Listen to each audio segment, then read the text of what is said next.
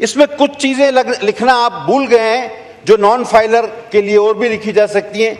ये अपने बच्चों के खतना नहीं करा सकते। अगर ये रिश्ता मांगेंगे तो इनको कोई रिश्ता नहीं देगा। ये समोसे खरीदेंगे तो साथ में चटनी नहीं मिलेगी। और चलते हुए ये दो पैरों का इस्तेमाल नहीं कर सकते, एक पैर से लंगड़ा के चलेंगे ताकि दूर से पता चले कि ये नॉन फाइलर जा रहा है। उस में अच्छा हुआ ये नहीं लिख दिया इन्होंने कि बेडरूम में वो देखे कि राइट साइड पे इसको सोना है या लेफ्ट साइड पे सोना है, वो भी ये फैसला करे ये आदमी। अच्छा, मुझे एक बात सर आज ये मिनिस्टर साहब बताएं, अगर नॉन फाइलर बैंक अकाउंट नहीं खोल सकता तो वो अगर कोई नया नौजवान आए, वो कहता है मैं कारोबार करना चाहता हूं, उसको कोई उधार देता है, तो अब वो पहले बैंक अकाउंट ही नहीं खुलेगा, वो कोई चीज खरीद नहीं सकता, तो वो मुझे बताएं वो दुकान कैसे खरीदेगा, वो कैसे शुरू करेगा अपना कारोबार। इसका क्या तरीकेकार है कि कोई नया आदमी अगर अपना बिजनेस शुरू करना चाहे तो पहले तो आप कहते हैं कि अच्छा तो नॉन फाइलर नहीं होता, अभी तक तो बेरोजगार था, अब वो फाइलर बनने जा रहा है तो वो बैंक अकाउंट नहीं खोल सकता,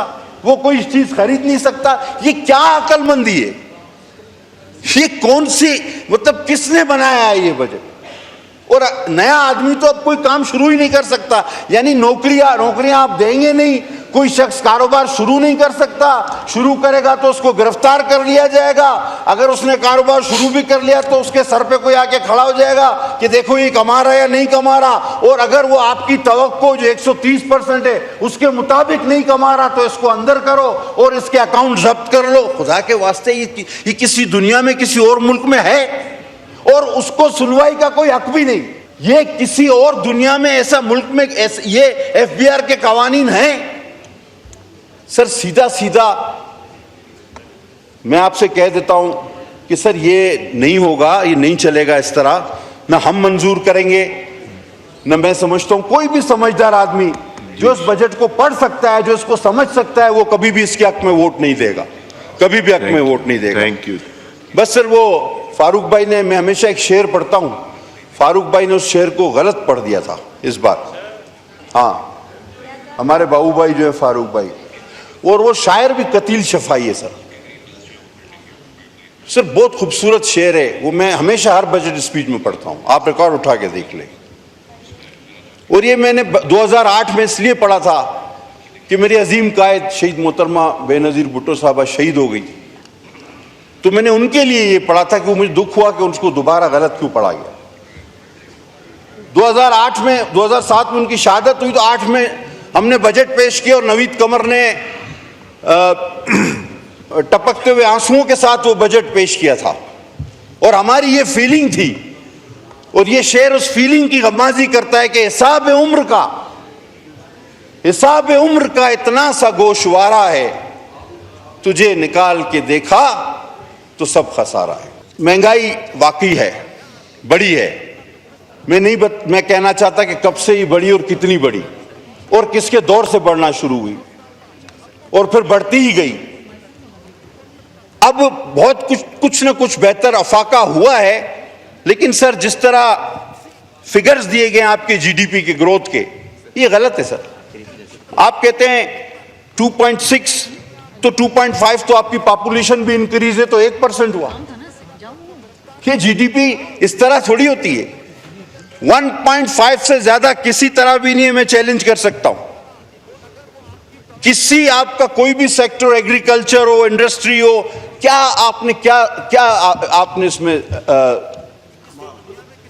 तरक्की की है? कोई नहीं, लेकिन इंशाल्लाह आप कर जाएंगे। और अगर तरक्की करनी है तो खुदा के लिए इस कस्टम को,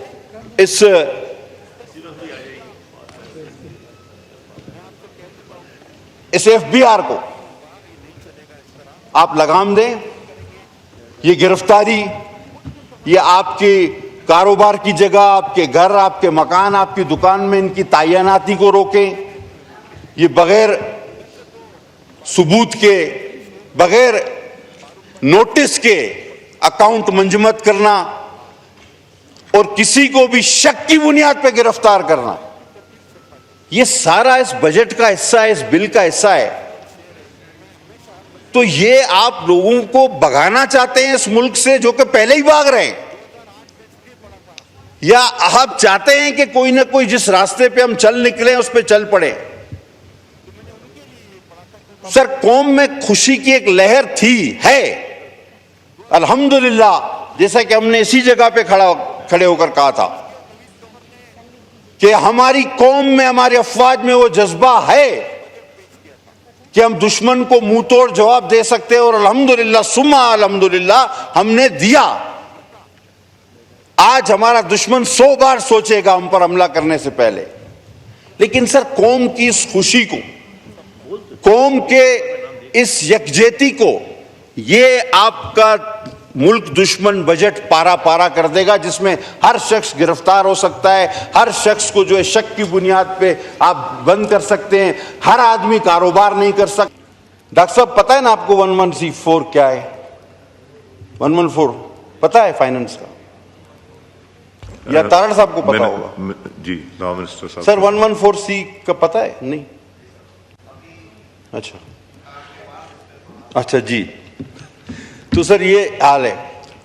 अब सर ये 114C जो है ये नाअहल अफराद है। इसमें ये इस बार कहा गया है कि ये बैंक अकाउंट नहीं खोल सकते, ये अपने ही अकाउंट से पैसे नहीं निकाल सकते, एक हद से ऊपर ये स्टॉक मार्केट में नहीं जा सकते। सर ये आर्टिकल 23 जो 23 है हमारा और 818 का तो खिलाफ वर्जी है ही है, एक शख्सी आजादी की। इनकी मनकूला और गैर मनकूला जायदाद ये बेच नहीं सकते, खरीद नहीं सकते, इनके अकाउंट सीज हो सकते हैं, और ये इनके सर आर्बिट्री परसेंटेज, एक ख्याली परसेंटेज सेट की गई है, वो है 130%।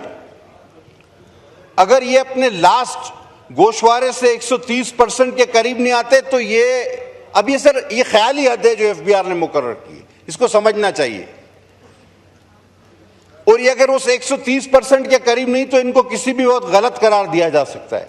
इसमें कुछ चीजें लिखना आप भूल गए हैं जो नॉन फाइलर के लिए और भी लिखी जा सकती हैं। ये अपने बच्चों के खतना नहीं करा सकते, और अगर ये रिश्ता मांगेंगे तो इनको कोई रिश्ता नहीं देगा, ये समोसे खरीदेंगे तो साथ में चटनी नहीं मिलेगी, और चलते हुए ये 2 पैरों का इस्तेमाल नहीं कर सकते, एक पैर से लंगड़ा के चलेंगे ताकि दूर से पता चले कि ये नॉन फाइलर जा रहा है। तो सर ये तमाम चीजें जो है ये मैंने आइन के वो आर्टिकल भी बताए जिसके ये खिलाफ है। अब आगे चलें सर, ये 138 और 140 टैक्स की वसूली, अब ये टैक्स की वसूली कम और बत्तागिरी ज्यादा है सर। मेरे ख्याल में रिकॉर्ड टूटने वाला है आप लोगों का। ये कुछ मखसूस हालात में, जिस तरह हमारे साथ कराची में होता था, नोटिस दिए बगैर ही अकाउंट्स मंजमद और रकम निकाल लेगी एफबीआर, यानी नोटिस नहीं देगी, अकाउंट्स मंजमद कर देगी और रकम निकाल देगी। सर ये 104 आपका आर्टिकल है मुनसिफाना ट्रायल का कॉन्स्टिट्यूशन में, ये उसकी शदीद खिलाफ वर्जी है सर। ये कारोबारी अफराद को टोटल एफबीआर के रहमो करम पर करता है। सर ये एफबीआर को क्या आप कोई जल्लाद बनाने जा रहे हैं? नैब से तो चले ये भी बात हो चुकी, मैं रिपीट नहीं करूंगा।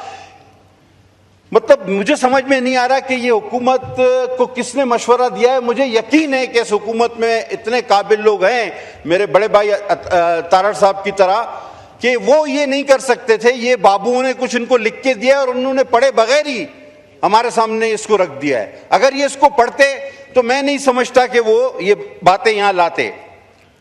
अब सर इनलैंड रेवेन्यू ऑफिसर की तैनाती को दे दे, ये 175C है सर इनका, 175C। ये कहते हैं किसी भी कारोबारी मकाम पर एक शख्स को एफबीआर जाके खड़ा कर देगा कि देखो ये कारोबार से किस तरह नफा नुकसान हो रहा है। यानी आपके ऑफिस में भी वो आपके सर पे खड़ा हुआ होगा, आपकी फैक्ट्री में भी आप वो तैनात कर सकते हैं, आपकी दुकान पर भी लाके उसको एक कुर्सी दे के बिठा सकते हैं। वो सर इसमें अच्छा हुआ ये नहीं लिख दिया इन्होंने कि बेडरूम में वो देखे कि राइट साइड पे इसको सोना है या लेफ्ट साइड पे सोना है, वो भी ये फैसला करे ये आदमी। ये अच्छा हुआ ये इनसे रह गया।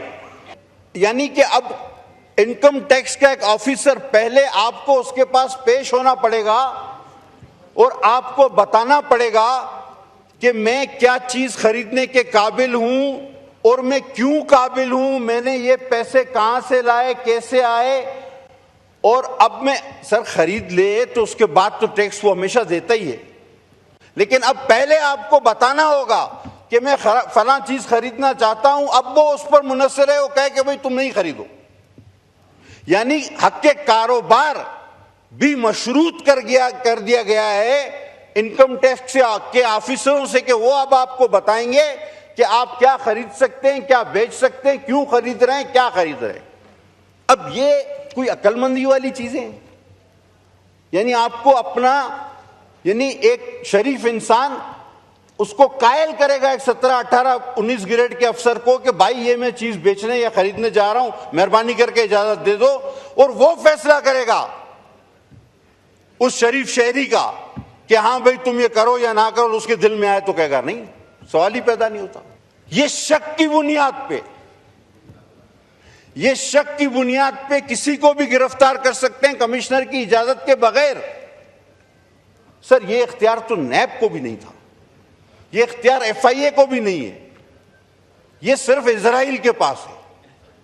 ये इख्तियार अल्लाह ने सिर्फ इजराइल को दिया और अब इन्होंने FBR को दे रही है कि बगैर नोटिस के इजराइल अल्लाह ताला के हुक्म पर जब चाहे किसी की जान ले सकता है। ये इजराइल के बाद ये इख्तियार सिर्फ इनकम टैक्स को दिया जा रहा है।